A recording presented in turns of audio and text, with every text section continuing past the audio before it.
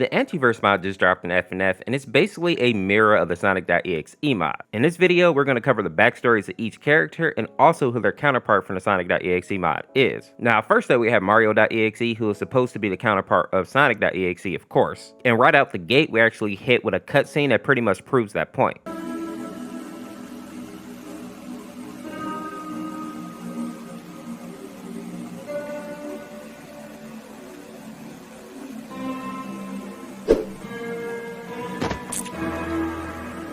Huh?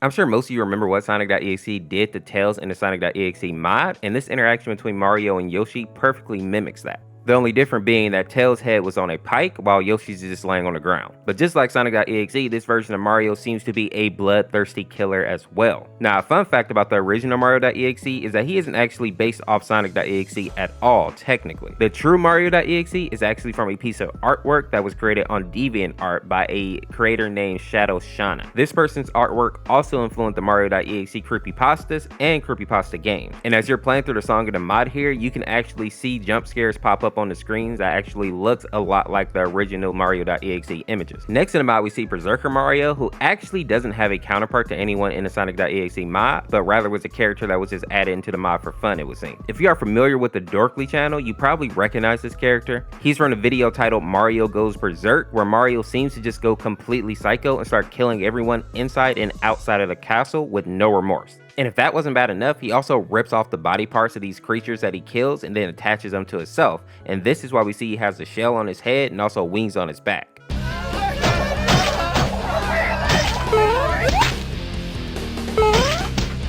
Next, we have Mario.85, aka MX, and this character is the counterpart to Lord X, which makes sense because in many other Sonic.exe mods, they usually featured MX, and also he and Lord X were considered to be like best friends. Now, this guy is basically a demon that took the form of Mario in order to trick people into thinking that he's a good guy, but in actuality, he's a giant monster.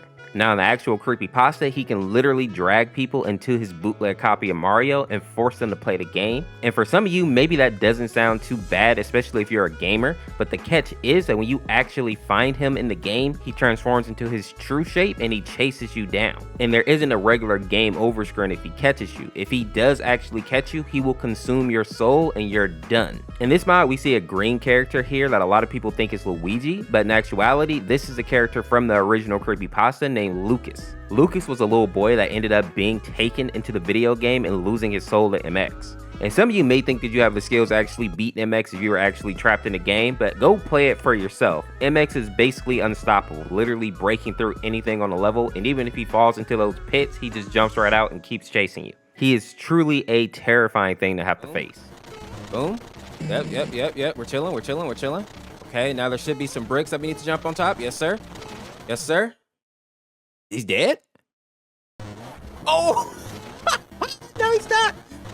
Next up is Faceless Mario, and he is based off the textureless Mario anomaly glitch from the Super Mario 64. The backstory for this character is that when the glitch happened, Mario actually created this glitch version of himself. But while the original Mario was able to escape, the Faceless Mario was stuck on the island. Now, Faceless Mario just roams around the island endlessly, being angry and bitter. His only desire is to kill Mario and take the faces of others. And that is as dark as it sounds. He will rip off the faces of innocent people in order to place it on himself, even if the face isn't a match. Basically just killing people for no reason, essentially. Truly a crazy character. Our next character is Speedrunner Mario, and this character is from the Terminal Montage YouTube channel, specifically the series called Something About. For those of you that haven't seen this series, it's exactly as the name implies. Mario basically speedruns all the levels of the Mario games and slaps the hell out of Bowser at the end.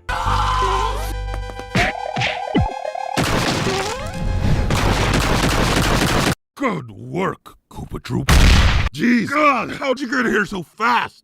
The Jafar looking character in the mod is called the Speed Demon, and it seems that he's actually possessing Mario here, which is why Mario looks so evil first and foremost, and also why he has this new speed, I would imagine. Next we have Diagonal Mario, which is supposed to be the counter to Sunky Doc MPEG, which kind of makes sense because they're both kind of derpy characters. And this character is originally from the Super Mario World ROM hack. While there isn't a lot of lore about this character, the ROM hack is actually super funny and you should try it out just for the memes if nothing else. Next up on our list we have Anti-Piracy Mario, who I actually thought was Waluigi at first, and this character is basically Majin Sonic in the mod. And for those that don't know, anti-piracy screens can be real, but a lot of them are just fan-mades, and the anti-piracy Mario screen is one of those. I think this one is specifically from the Super Mario 64 anti-piracy screen. And it's just this image here of Mario sitting on the Nintendo symbol, actually looking worried because you may have a bootleg copy of the game. And lastly, we have the demonic Mario, which is simply based on a Twitter user by the same name that is known for hating on pretty much anything that they don't like. This character doesn't have a lot of lore to it, but I guess it's kind of cool that they add him onto the mod.